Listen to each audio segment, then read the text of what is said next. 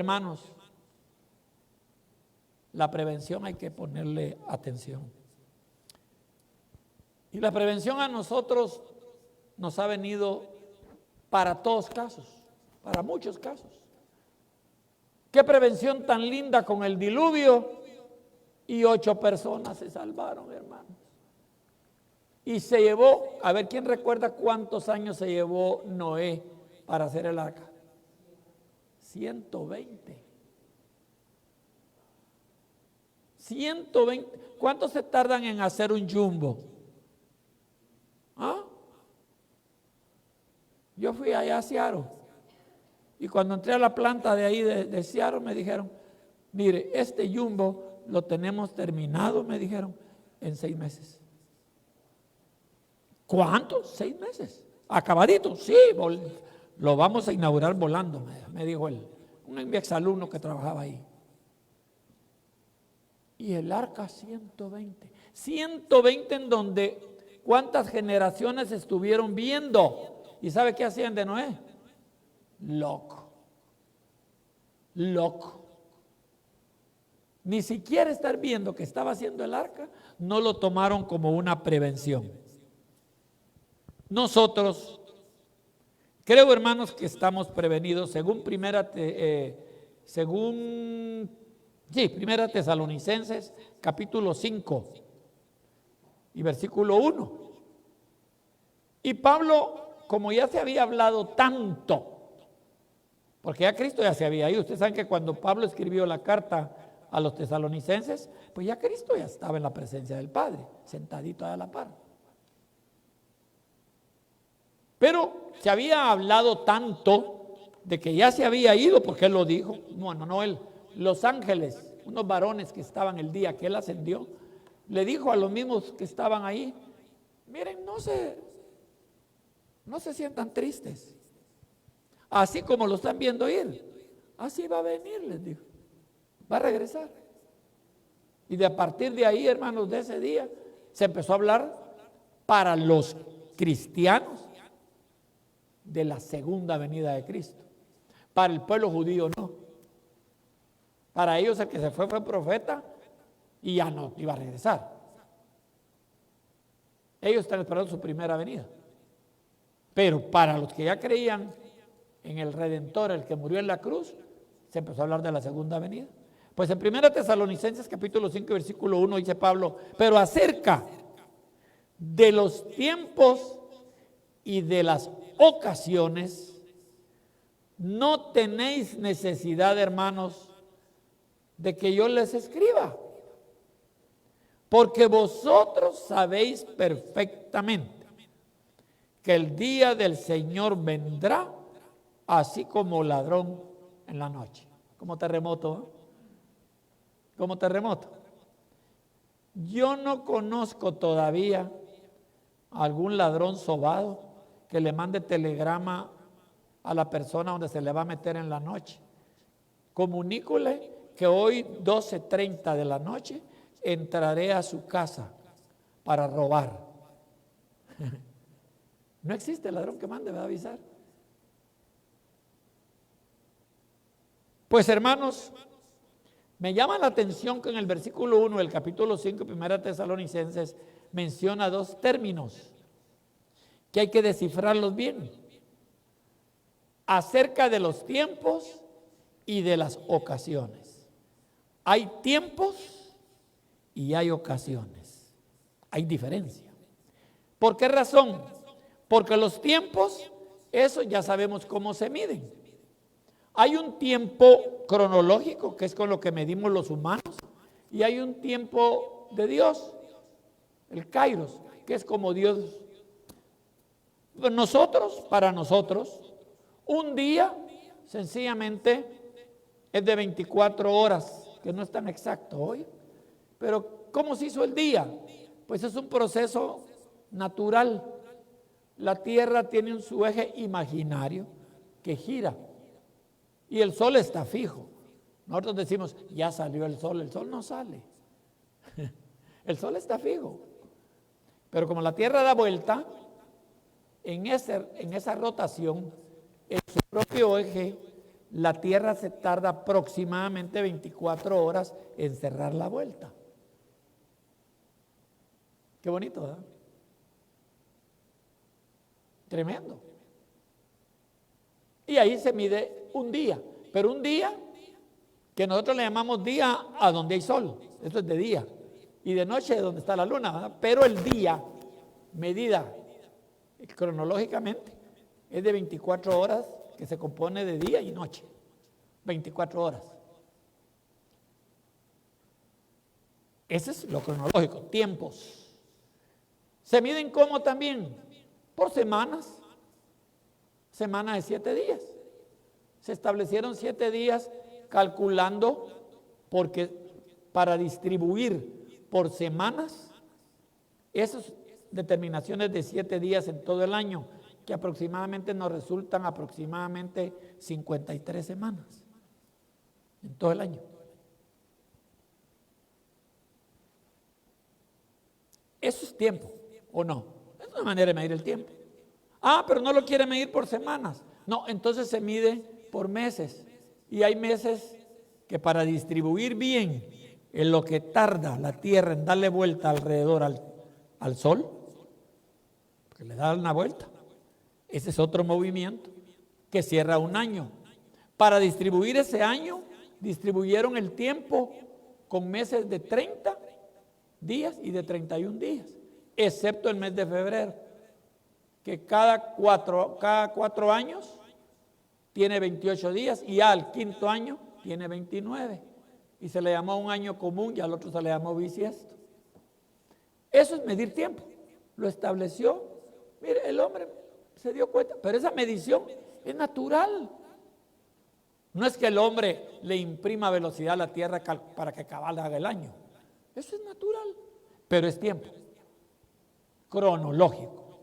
Se puede medir con reloj, se puede medir con calendario. Las abuelitas lo medían con la sombra del sol en las tejas que se reflejaban ahí en el patio. Así mi abuelita me decía, ya son las 10, mijo, decía. Solo miraba la sombra de las tejas de la casa y ya sabía qué hora era.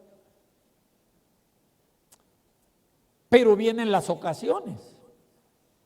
Las ocasiones ya no están determinadas solo por lo cronológico, por la medición de tiempo, sino por sucesos,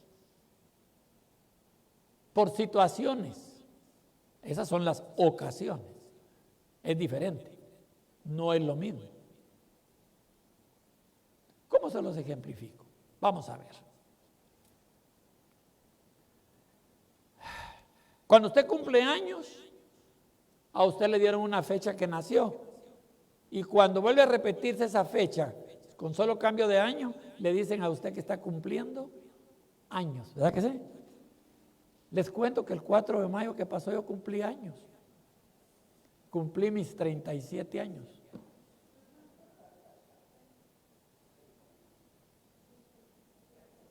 Cronológicos. Hoy. Años. De manera que se empiezan a manejar entonces fechas. Pero resulta que eso se dio el día que su mamá y mi mamá nos dio a luz. Y ese día vino la comadrona, o si usted la atendió un médico, un obstetra, y asentó la hora, hasta la hora que uno nace. Y la fecha. Yo nací el mismo año que nació Israel como Estado. Ya les dije la edad. Ay, Dios mío, yo no quería. Bueno, que me perdone Dios. Se me fue la lengua.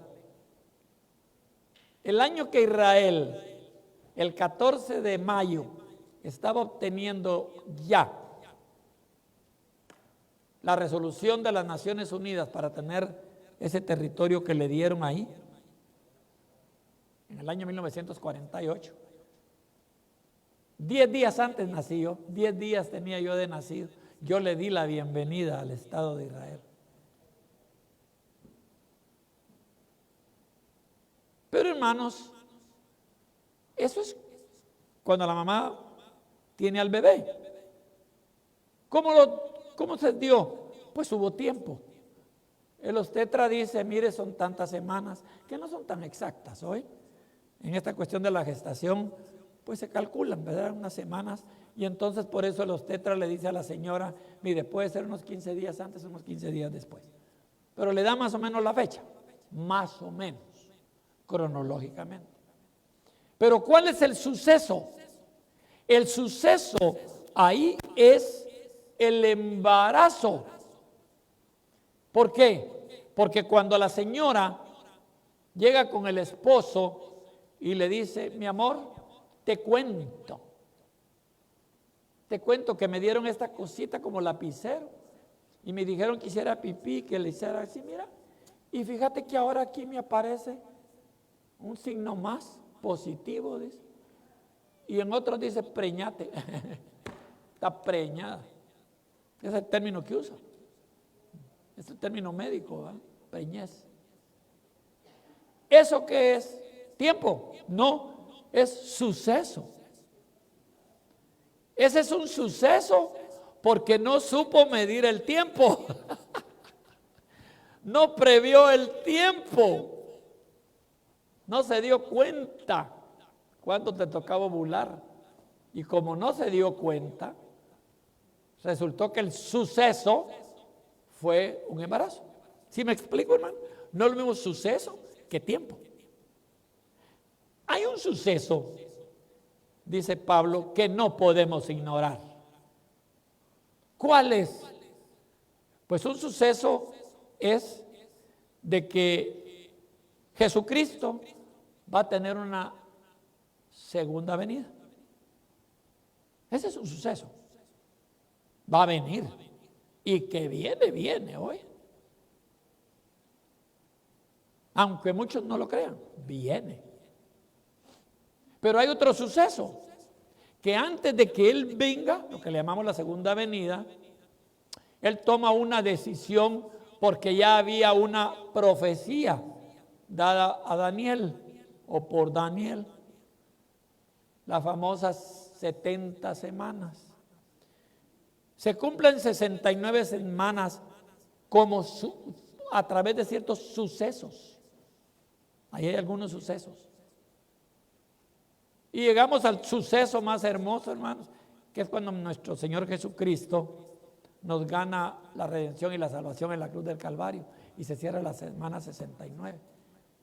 Tenía que empezar la 70 y para la cosa. ¿Por qué? Porque esa semana está dada para el pueblo judío. Para nosotros como iglesia es otro suceso. Y esto ha despertado una gran confusión. Que la gran tribulación la va a pasar la iglesia, que no la va a pasar. Quienes dicen que la va a pasar, pues están pensando como que la iglesia es el pueblo judío, pueblo de Dios. Y los que dicen que no, es porque están pensando en la iglesia. Y la iglesia no es Israel. Aunque algunos le llaman a la iglesia Israel espiritual. Bueno, son cuestiones interpretativas. Son sucesos. ¿Se van a dar? Sí. ¿Cuál es el fondo y la esencia de los sucesos? Estar preparado para cuando se den.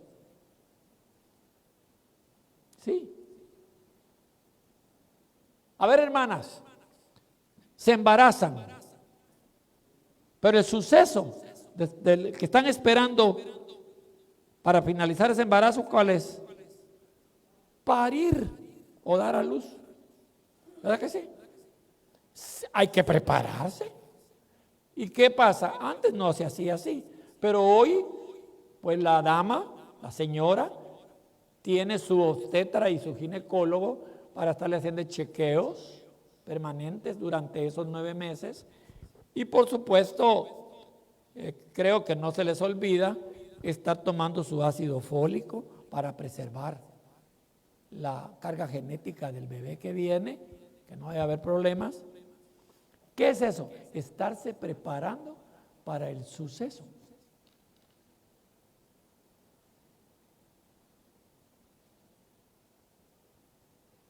Ahora los papás o los esposos ya sabemos que nuestra dama esté embarazada y que el bebé que está ahí es mi hijo.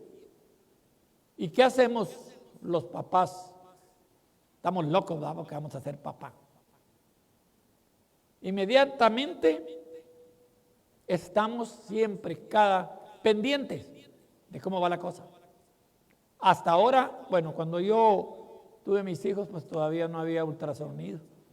Entonces yo me daba cuenta qué eran hasta que ya yo estaba sacándolo ahí, viéndolo. No había cacha. Pero ahora hasta se puede saber si va a ser varoncito o hembrita por un ultrasonido. Pero es un suceso. Hasta que no lo vemos, no lo creemos. ¿Qué hacen muchos? Mire, ya me dijeron que va a ser varón. Pero ¿qué pasa a la hora de tenerlo? Dice la mamá, doctor, ¿qué fue? Pregunta. Y ya sabía que le habían dicho por el ultrasonido que era varón.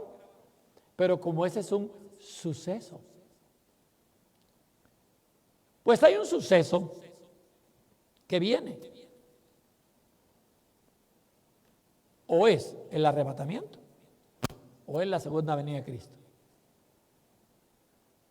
Y para las dos cosas hay que estar preparado. Hay quienes no creen que va a ser arrebatada la iglesia, aunque usted no lo crea. Movimientos hasta evangélicos hoy que no creen en eso. Excepto cuando se dé el suceso. Entonces se va a ver si era verdad o era mentira. Pero una cosa sí es cierta, que decía Pablo de los sucesos, ya no tengo necesidad de que yo les escriba. ¿Por qué? Porque ustedes saben perfectamente que el día del Señor va a venir. Ese es un suceso, queramos o no queramos. Ahora, el tiempo, dice ahí, como ladrón. Ese es el problema. El suceso lo conocemos, el tiempo no lo sabemos. Pero hay una cosa que sí es cierta, que ahora, dice Pablo, está más cerca que cuando creímos. Cualquier suceso hoy, de los que habla la Biblia aquí, ahora está más cerca. ¿Saben cómo es eso? Le pregunto a la señora, ¿cuántos meses tiene de embarazo? 8 meses y medio. Ahora está más cerca su parto que cuando usted estaba con náuseas, ¿o no? Está más cerca. Y hermanos, en el momento que hay que atender, pues ya lo que le llamamos labor y parto, ese nombre se le da. Hay sucesos. ¿Qué empieza a venir? Dolores. Ay, que me duele aquí, que me da. Me pegó un jaloncito aquí la rabadilla, dice. Pero todavía no, le dice uno, espérese. Ay, que fíjese que me salió agüita y ya se rompió la fuente, dice, ¿verdad? Sucesos. Hay unas que no le rompen la fuente hasta que ya tenga el parto. Hay muchas cosas que hay, ese es otro tema. Pero lo cierto es una cosa, que todavía antes del parto, bueno, las damas lo saben de lo que estoy hablando, hay que estar haciendo tactos para medir la dilatación del cuellito del útero para que el bebé pueda salir. Sucesos. Que la dama que por primera vez está teniendo su bebé dice, ¿y por qué me tienen que estar midiendo? No entiende por qué, ¿va?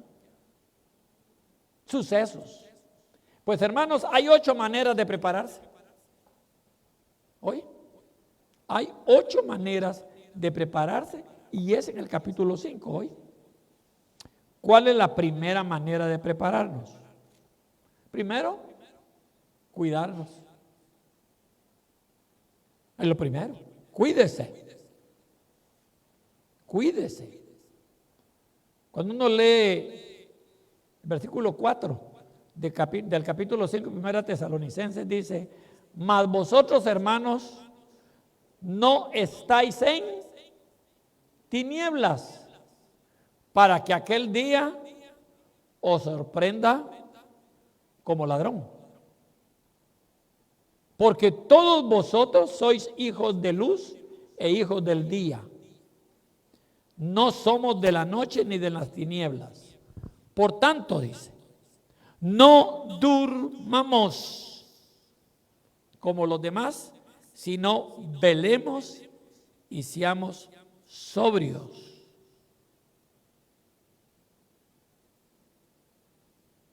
Yo quiero decir una cosa.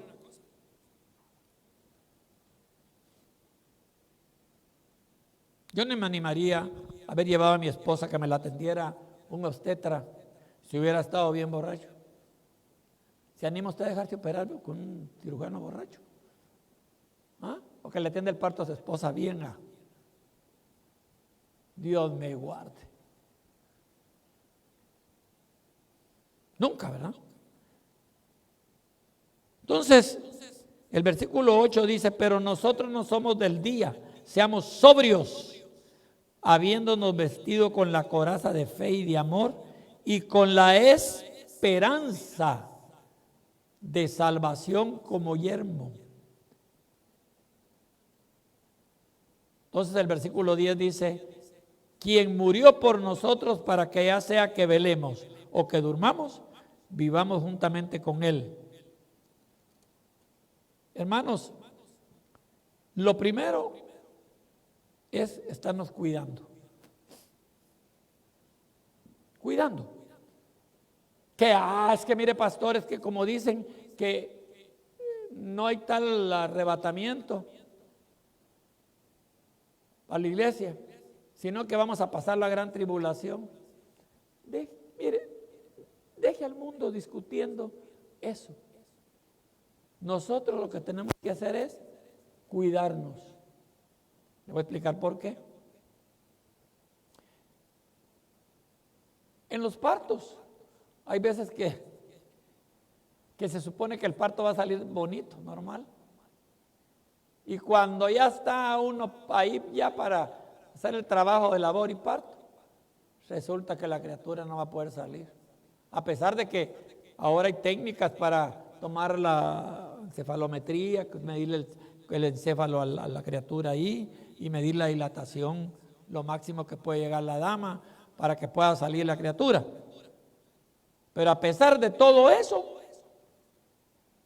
hay veces que ya atendiendo el parto, mis hermanos, no sale el niño.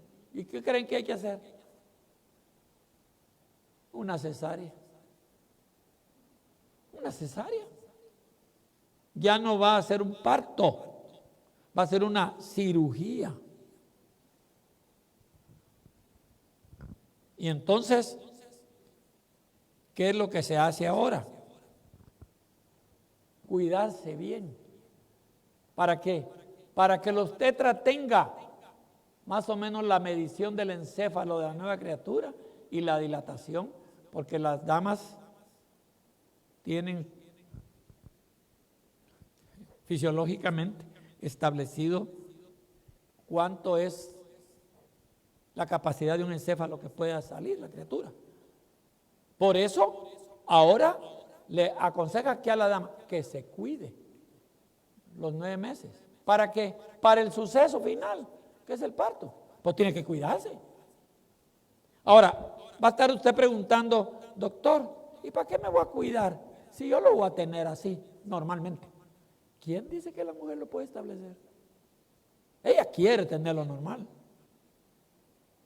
Y si hay un problema de posición del niño, se le ocurre al patojo, como dijo alguien, nadar de retroceso. La criatura viene de nalguitas. ¿Y qué hacemos? Ay, la cosa está peliaguda. Difícil. Bueno, y se nos presenta una preeclampsia. Se va la presión hasta arriba y se nos van las proteínas a la orina y se hace un relajo ahí. Hay que hacer algo. Entonces, lo que se hace durante el proceso es cuidarse. Lo estoy ejemplificando así porque es la manera más ilustrativa que puedo dárselo, hermanos. Este proceso, dejemos de estar, ¿qué voy a pasar? ¿Qué no voy a ir? que el parto no, que el arrebatamiento no, que nosotros vamos a estar metidos en la gran tribulación, porque ya lo dijo fulano. Cualquier suceso, sea el arrebatamiento, sea la segunda venida de Cristo, debemos de cuidarnos. Cuidémonos. Y ya lo vimos un domingo. ¿De quién? Primero de mí mismo. ¿Ah? Hay veces que uno solito agarra colemica, hermanos. Solito. Dice Santiago, dejen de estar diciendo que Dios tienta. O que el Dios no tienta a nadie. Cada quien es tentado cuando es seducido de su propia concupiscencia. Uno mismo se descuida. Señórales, deje de estar tragando tanta sal. Va a retener líquidos, hombre, se le ve la presión. Ahí se le está cuidando. Señora, no se le olvide tomar su ácido fólico, por favor. Cuídese, es lo que le dice. Porque el suceso es ineludible. Que va a venir, va a venir. En segundo lugar, hermanos, Pablo dice que algo que también hay que hacer es edificar la iglesia. Además de cuidarnos para estos sucesos que vienen, sea el arrebatamiento o sea la segunda venida de Cristo, hermanos, edifiquemos la iglesia. ¿Cómo es eso? Si la iglesia la edifica Cristo, dice. Sí, yo estoy consciente que si Él no edifica, en vano trabajamos los edificadores. Pero ¿qué dice el versículo 11 del capítulo 5 de 1 Tesalonicenses? Por lo cual dice, animaos unos a otros y edificaos unos a otros, así como lo hacéis. Bueno, rapidito. Ha habido una gran discusión con esto de la cobertura. ¿Saben ustedes que hay gente que no cree en que un ministerio, una congregación, un pastor debe tener cobertura? No, dice, mi cobertura es mi Señor. De ahí yo no tengo cobertura de nadie. Así lo dicen con esas palabras. Claro que el Señor es mi cobertura. Es una gran verdad. Pero lo que no han aprendido es lo que la Biblia enseña, que hay cobertura vertical y cobertura horizontal. La vertical es la que, por eso le llaman algunos acción vertical. Es la que emana directamente de Dios para acá. Pero ¿cómo se da? Por orden de autoridad. Primero Dios, luego Cristo es la cabeza, ¿verdad? Pero Cristo es la cabeza también de quién en el hogar, del marido. ¿Y el marido es la cabeza de quién? Pues de la mujer. ¿Y quién estableció ese orden? Otto Juárez. La Biblia. A eso se le llama cobertura vertical. Es la que está ordenada. No es una jerarquía, es un orden que Dios estableció para que haya orden de autoridad y de orden en la vida de los cristianos y en la vida de la iglesia. Por eso, hermanos, es que algunos han acusado al orden y la autoridad de la iglesia como misógena, como que está en contra de la mujer. No, a la mujer no la tenemos como ciudadana de segunda clase aquí. Claro, todos aquí, sin distingos de sexo, todos hemos sido lavados con la sangre de Cristo. Somos redimidos por Cristo, todos. Pero Dios estableció un orden. Les quiero hacer una pregunta. ¿Quién es más? ¿Dios Padre o Dios Hijo? ¿Ah? Pero ¿y por qué hay un orden Padre? Luego dijo Jesús que Él se sujetaba ¿a quién? Al Padre, como Padre. Jesús como verbo es Dios. Pero luego se sujeta al Padre. ¿Por qué? Porque Él ejerce autoridad también sobre la cabeza en el hogar. Por los varones en el hogar tenemos una buena, diríamos allá en Oriente, una buena pacaya. No es nada más de decir, es que mi mujer tiene que sujetarse a mí y que no me brinque porque yo la voy a poner en orden.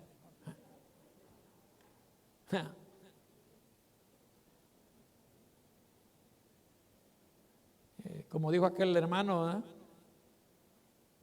En mi casa, dijo, la última palabra la tengo yo. ¿Y cuál es, hermano? Le dije.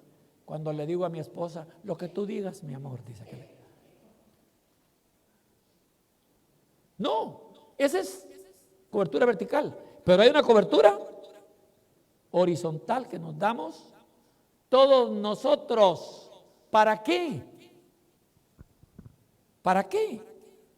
¿Con qué propósito? Para edificar la iglesia. Eso dice, por lo cual animaos unos a otros y edificaos unos a otros, así como lo hacéis. Esa es cobertura horizontal.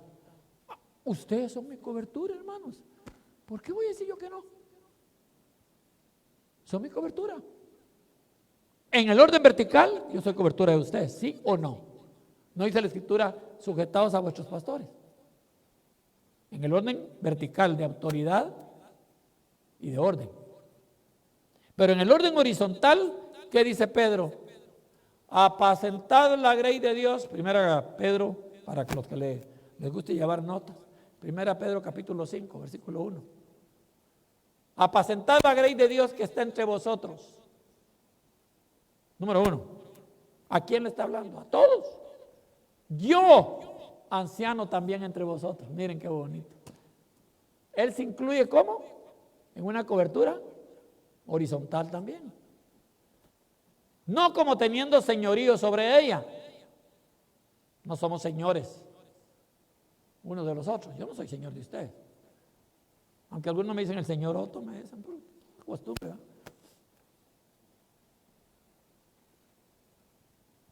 Voluntariamente, dice, no por ganancia deshonesta. Esa cobertura horizontal es de la que nos habla aquí. ¿Saben por qué es importante, hermanos? Porque si alguno está flaqueando en cuanto a los sucesos que están por darse, nosotros debemos darle cobertura, porque va a haber gente que le va a decir a muchos aquí, dejen de estar creyendo lo que les está predicando ese pastor de ustedes, hombre. Ustedes van a pasar la gran tribulación. Y si no la pasan, ya van a ver. Si tenemos que ser mártires, dicen algunos. Ya la iglesia tuvo mártires y va a seguir teniendo. Sí. Y nos meten entre los 144,000 quizá. Que ellos sí, pues van a tener que pasar por ahí, pero son judíos. ¿O no dice la Biblia que son 12,000 judíos, 12,000 por cada tribu, 144,000? Y yo no soy judío, soy zacapaneco de Guatemala, de la tierra del son y de la marimba, y me gusta bailar el son, pero no con la María, sino con la Leti.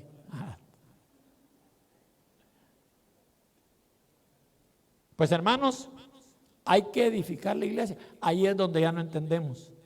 ¿Por qué estoy yo aquí? ¿Por qué no me regresé a la iglesia de donde venía, de allá? Porque, como dijo alguien, ganas me dieron, dijo. Pero no, hay que entender que tengo que edificar donde el Señor me puso. Imagínense, hermanos, que un día el cimiento de su casa decida ya no ser cimiento de su casa y se sale de ahí y se va para otra casa. ¿Qué hace con su casa usted? ¿Ah? ¿Se le viene al suelo? Gracias a Dios que los cimientos no pueden hacer. Aquí le llaman fundación, ¿verdad? Nosotros le llamamos cimiento allá en mi país. La fundación de un edificio puede cambiarse de edificio, de lugar, donde pusieron el cimiento. Ese cimiento tiene que aprender a sostener ese edificio. Esto tiene una fundación. Estaba rajando ahí. Y yo no sé si hermano Rudy y hermano Carlos cuando vinieron dijeron que esta fundación se va a ir para allá, a pasarse para esta fiesta. La fundación aquí está. ¿Qué hicieron? Arreglar la rajadura y me imagino que si se sigue yendo, pues va a haber que meterle triquet a la fundación. Arreglar el cimiento. O le quiero decir una cosa. Si su casa se está hundiendo porque su fundación se está moviendo, ¿qué hace usted? ¿Arregla la fundación o se vuela la casa? ¿Ah? Se la vuela. Bueno, si tiene tanto dinero para volverla a hacer, no voy a comprar otra. Muchas veces no entendemos qué es edificar la iglesia, que es el segundo paso. Es el segundo paso, hermanos, del que habla aquí Pablo. Edificaos unos a otros como lo hacéis. ¿Cómo? Pues anímense y edifíquense unos a otros. Denme cobertura. Y yo también les doy cobertura, hermanos, no hay problema. ¿Eso qué significa? Edificar la iglesia. ¿A quién puedo acudir yo, hermanos? No me voy a ir con el dirigente ahí de la iglesia musulmana que está aquí en la Country Club. Mire, compa, fíjese que allá ya no logro pagar del switcher, ni el toucher, ni nada. No podría echarse algo de lo que ustedes recogen aquí. Ustedes los musulmanes tienen plata. No podría darme.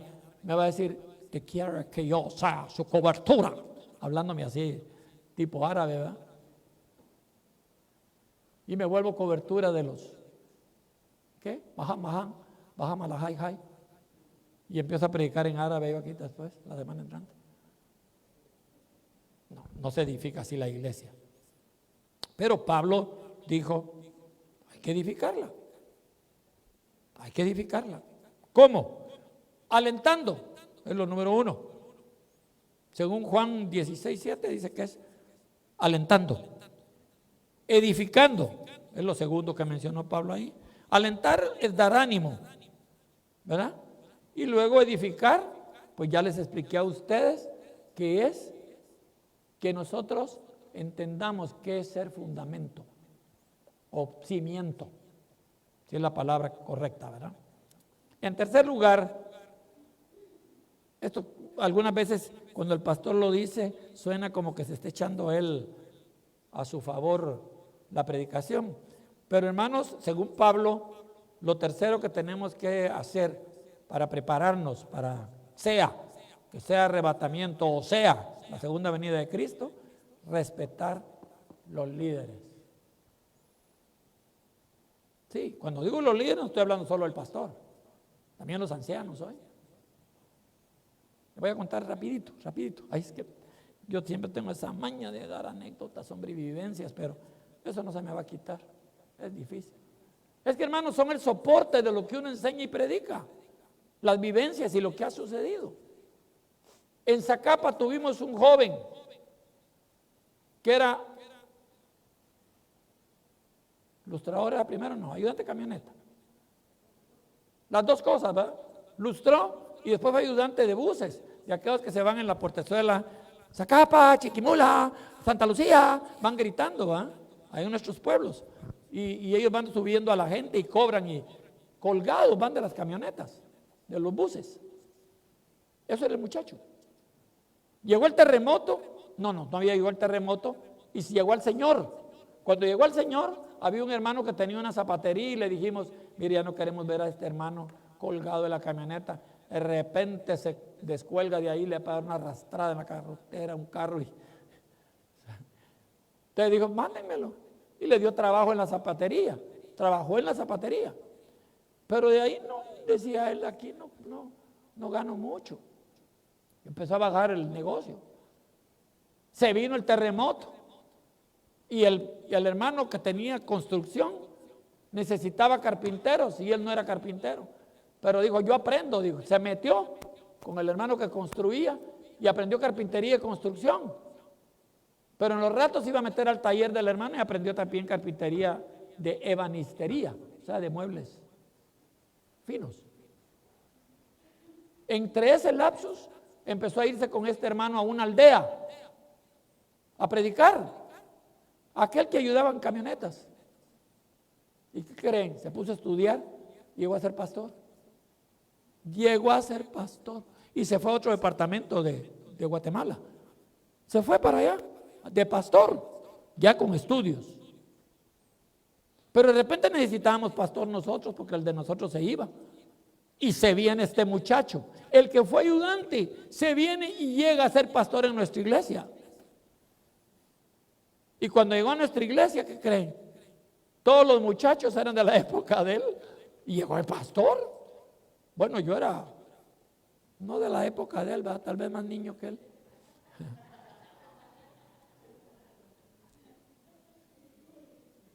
Y hermanos, ¿qué creen? Empiezan los muchachos, mira vos fulano, le decían el nombre, mira vos sutano. Y él, pues muy sencillo, muy humilde, ¿sí? ¿Qué querés? Decía él. Pero era el pastor.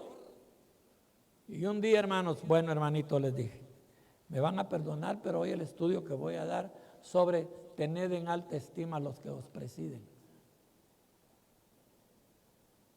¿Es texto bíblico eso o me lo inventé yo? ¿Ah? Y por ahí empecé. Desde hoy. Bueno, les dije, ¿ha oído algún joven de aquí que yo le he dicho al pastor, mire, fulano, sutano, ni menos tratarlo de vos? Yo de vos es difícil que trate a alguien, hermano. Tiene que ser de mucha relación, de mucho tiempo, de mucha confianza y empatía para meter el bozal, como dicen en Guatemala, el voz. Entonces, pero yo lo trataba a él y usted, pero nunca le dije el nombre. Desde que llegó ese día le dije, mire, pastor, y se me quedó viendo. No se extrañe, usted ahora aquí es pastor, le dije. Usted no es fulano, para mí. Y cuando di esa clase, los muchachos tuvieron que aprender a decirle, pastor. Pastor. ¿Qué nos enseña eso? Pues el tercer paso es respetar los líderes, los ancianos. Es que el anciano, ¿quién dice? Dijo claramente Pedro en su primera carta en el capítulo 5 y versículo 1. Apacentad la grey de Dios, yo también anciano entre vosotros. ¿Y qué era Pedro? Apóstol, pero se ponía como anciano junto con sus ancianos. Si quieren, yo soy el anciano mayor aquí, pues, pero no por años. Soy el anciano mayor porque soy el pastor, oye, pero por edad hay otros más viejos que yo. Pero como ya vimos que los tiempos no tienen nada que ver sino las ocasiones, ¿verdad? Entonces, la ocasión es la mía ahorita, ¿no? Pero aquí tengo ancianos. Tienen que respetarlos. Respetarlos. Según porque si no, no estamos preparando. ¿Saben por qué? Y usted dirá, ¿y qué tiene que ver eso con la venida de Cristo y con el arrebatamiento? ¿Qué tiene que ver con los ancianos? Estos ancianos, a la hora de que se nos están, perdona la expresión, que se nos están cayendo los calzoncillos aquí, ellos son los que se paran a la par del pastor y empezamos juntos, como un solo cuerpo, a guerrear para todos, por todos, mujeres, niños, porque este es un cuerpo o no. ¿Sí? ¿Sabía usted que sin hígado usted no vive? Vaya que se lo quiten y lo da ahorita vivo usted para trasplantarse a la otra y quédese sin hígado, usted iba a ver. No puede. Pero sí, solo un órgano. Todos los demás órganos están ahí. Sí, pero sin un hígado no por gusto. No hace nada.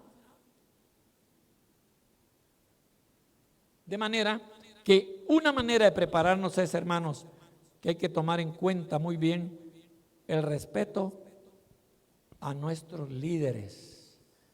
Yo creo que no voy a terminar, hermanos. Voy a seguir el otro domingo. Pero terminemos con el punto número 4. ¿Saben qué ayuda, hermanos? Para esperar al Señor. Vivir en paz los unos con los otros. Eso es rico, estar en paz los unos con los otros. Díganme, hermanas, ¿sienten rico ustedes 9 meses de embarazo y 9 meses que pasan echándose leño con su marido, con la suegra y todavía con los cuñados? ¿Sienten rico esos 9 meses sin estabilidad emocional? ¿Creen ustedes que el niño que va a venir no está recibiendo una carga emocional negativa? Por eso es que el embarazo de la mujer, hermanos, no es solo nada más de darle ácido fólico. Hay que darle ácido de amor, ácido de tranquilidad, ácido de paz. También. Y aquí nos dice claramente Pablo que hay que vivir en paz los unos con los otros para estar preparados, ya sea para el arrebatamiento o para la segunda venida. Porque si me estoy echando leño unos con otros, Mateo 24 dice que ahí sí se fregó todo, hermanos. Si me encuentra, dice, no sé si lo han leído ustedes, Mateo capítulo 24, léanlo despacio en su casa. Si los encuentra el Señor así, se nos fue todo, hermanos, perdimos. ¿Qué dice el versículo 13? Siempre el capítulo 5 de Primera Tesalonicenses. Capítulos, la segunda parte del 13, el 14 y el 15. Dice que los tengáis en mucha estima, eso ya lo leímos, ¿verdad? Y amor, por causa de su obra, tened paz entre vosotros, dice. Miren qué importante para esperar, sea el arrebatamiento o sea la segunda venida de Cristo. ¿Cómo tenemos que estar? Teniendo paz entre nosotros. Luego el 14 que dice, también os rogamos, hermanos, que amonestéis a los ociosos, a los haraganes, a los que no quieren hacer nada. Que alentéis a los de poco ánimo. Hay gente que ya el ánimo lo tiene bajo. Hay que alentarlo, no le diga, es que usted es un ruinazo, hombre. No, alentarlo. No le diga ruin. Que sostengáis a los débiles. No le diga, ay Dios, usted está como con 4 gramos de hemoglobina espiritual. No, hay que alentarlo.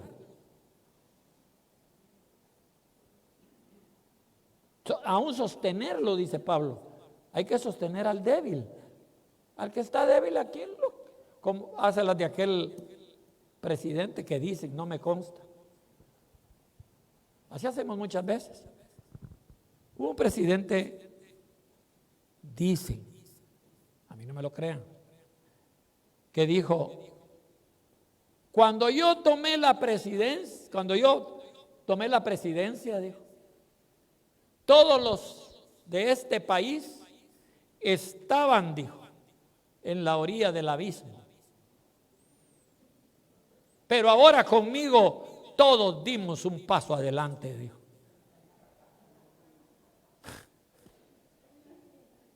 ¿Ya entendieron, va? Muchas veces nosotros en la vida de la congregación, en lugar de sostener al débil, le decimos de un paso adelante y no le decimos de un paso adelante, ándele, y le damos el reempujón, como dijo alguien en mi pueblo. Hay que ser paciente para con todos, dice. Y versículo 15, ¿qué dice?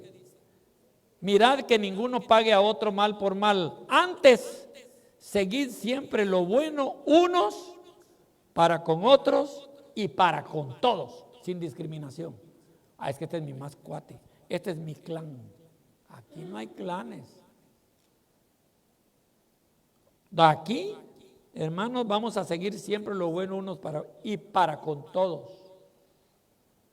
Hermanos, con una súplica, no espere que sea el pastor quien al ver que un hermano se nos está desanimando, se está ausentando, no viene, que no sea el pastor porque ya caigo mal, dijo alguien. Que esté el pastor, va y mensaje, ay, está enfermito, no vino hoy. Usted también, échele una llamadita. Échele una llamadita. A mí me da un poquito de pena, hermanos. Hay veces que ahorita mi esposa estaba enfermita y le cuesta un poco. Pero a mí hasta me da pena que algunas veces yo tengo que estar mandándole mensajes hasta a hermanas. Y eso pues no es porque creo que sean celosos los esposos, ¿verdad? Porque yo no soy enamorador de ella nada más. Porque sigo conquistándola y no la logro todavía. Pero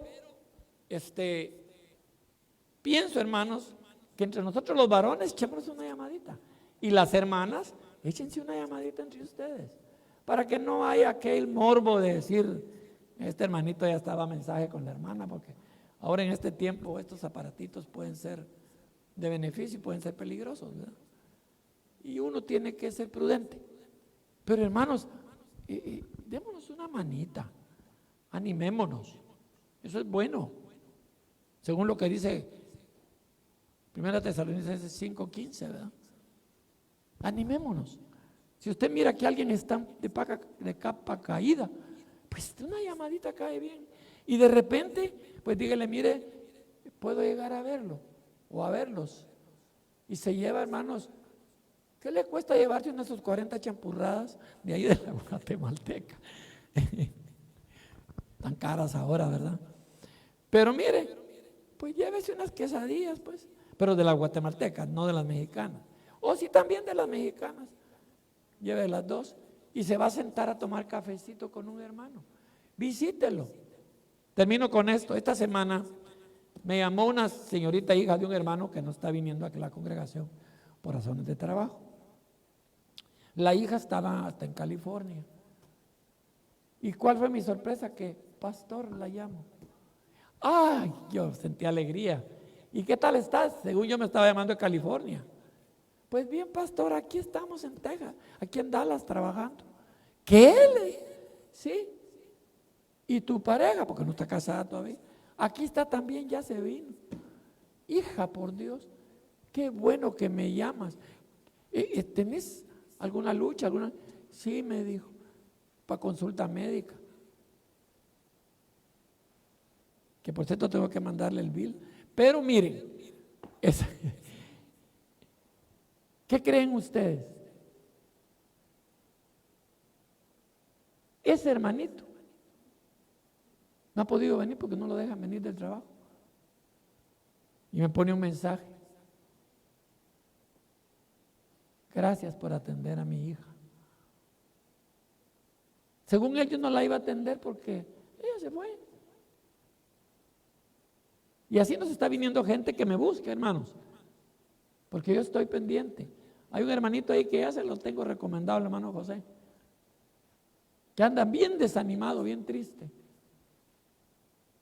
Y me cayó, porque ahí el Señor me los manda. Me lo agarré en Browns comiéndose una hamburguesa. Y yo se la iba a pagar, pero ya se la había tragado. Como ahí, ya cuando se la comió usted, porque ya la pagó. Pero hermanos, con un cafecito de McDonald's, que es buen café, ahí le voy a pasar el bill también a McDonald's. Un cafecito sentaditos ahí, con la palabra y con el de ánimo, hacemos mucho. Mientras se da los sucesos o la ocasión, arrebatamiento o segunda venida de Cristo. ¿Sí o no? Entonces no nos agarra ociosos. Estemos pendientes, hermanos. Quiero decirles una cosa. Estaba riéndome yo solo en la madrugada. Dios mío, le dije, ¿por qué yo, cuando me falta un hermano o dos hermanos, siento que me estoy quedando vacío en la iglesia? Y después se lo compartí a mi esposa. Yo solo me respondo, fíjense, pero es el Espíritu que me pone inmediatamente las cosas. ¿Saben por qué? En una congregación donde hay 1000 miembros, falta uno y al pastor no le importa. ¿Sabían ustedes eso? Si yo tuviera 2000 miembros aquí, no vino uno de ustedes. No vino, pero debe ser porque anda allá en la Rueda de Chicago, en la feria que está allá por Ludwig. Así piensan, ¿verdad? Es la idea de muchos. Pero como tengo 25, uno que no venga se ve que la silla está vacía. Ahora quiero hacerles una pregunta. ¿Qué miembro vale más? ¿El que se ausentó de la iglesia de 1000 miembros o el que se ausentó de la iglesia de 25 miembros? Lo mismo. Lo mismo. Sí, hermanos. Quiero decirles que para mí, por esa razón, ustedes valen la sangre de Cristo hoy. Ustedes son comprados con la sangre de Cristo. Y mi obligación, según el Señor, si es verdad que lo amo, es que yo tengo que cuidarlos. Tengo que darles alimento espiritual. Y además de eso, tengo que orientarlos, aconsejarlos, conducirlos. Aquí no vale uno más por el número o el porcentaje que usted representa. Aquí ustedes valen la sangre de Cristo hoy. Sí. Y quiero decirles una cosa. Yo no sé cuánto tiempo voy a estar con ustedes, pero una cosa sí les he de decir, que espero morirme parado aquí. Que siquiera cuando me digan, mire, ya le quedan pocos días, que me dejen dar el último mensaje aquí, pero con una misión sincera de decirle al Señor: Señor, he acabado la obra, no he acabado con la obra. ¿Me expliqué? He acabado la obra que el Señor me ha encomendado, no he acabado con la obra, porque hay pastores que la terminan, la hacen pedazos. Yo no quiero hacer eso. Yo quiero ser un pastor que edifique y que nos vayamos juntitos. El día del arrebatamiento, qué chulo voy a sentir yo decir: chica, todos los de Casa Altar van acá conmigo, y todavía otras de Tajila más de otras iglesias, qué bueno. Y cuando la segunda venida de Cristo, qué bonito voy a sentir yo. Yo digo que sí nos vamos a conocer, hermano. Tengo la esperanza que nos demos un abrazo y la mano y digamos: por algo luchamos, hermano. Aquí estamos. Amén.